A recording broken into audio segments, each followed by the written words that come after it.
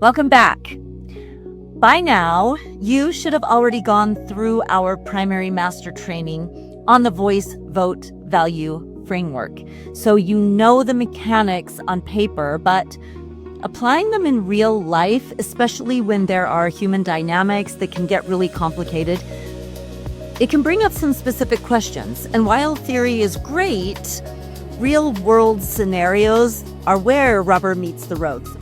So in this video, we are diving into one of the most challenging bottlenecks that you might encounter in your pod and talking through exactly how to navigate it using this process.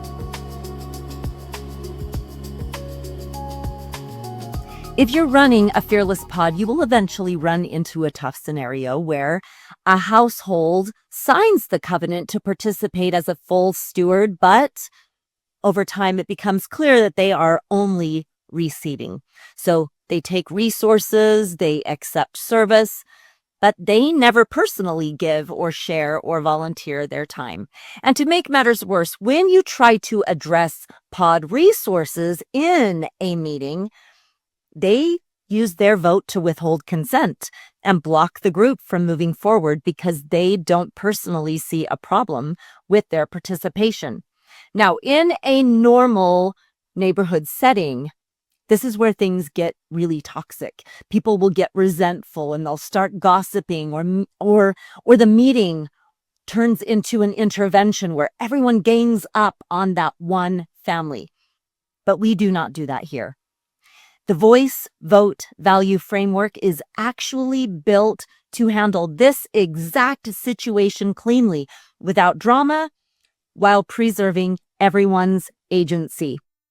When this issue surfaces in a meeting, you rely strictly on the voice framework.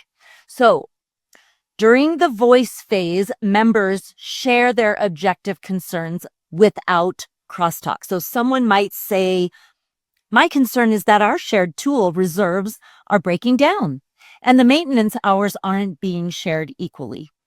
So then, because of the I agree rule, the rest of the room doesn't dogpile on the offending family. They simply say, "I agree with that concern."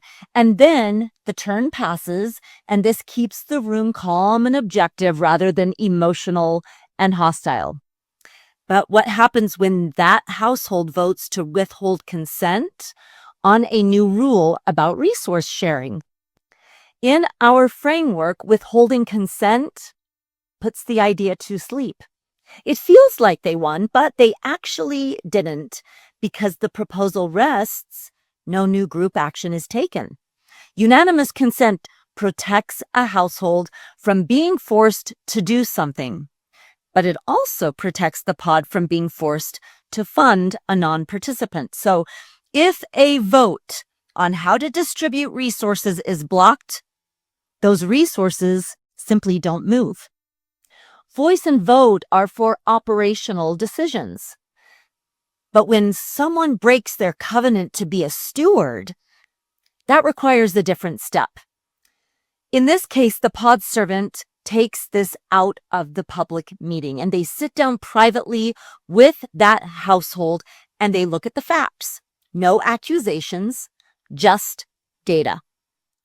The servant can say something like, "Our charter defines a steward as someone who participates in both giving and receiving. Right now, we're seeing a lot of receiving, but no giving. What is preventing you from fulfilling the steward covenant?" This is where agency comes in. Agency goes both ways. A household absolutely has the right to withhold their labor and resources, but the pod also has the right to adjust access to shared assets. If the household refuses to contribute or adapt, they are choosing by their own actions to step down from a steward role. The servant simply shifts their status in the app.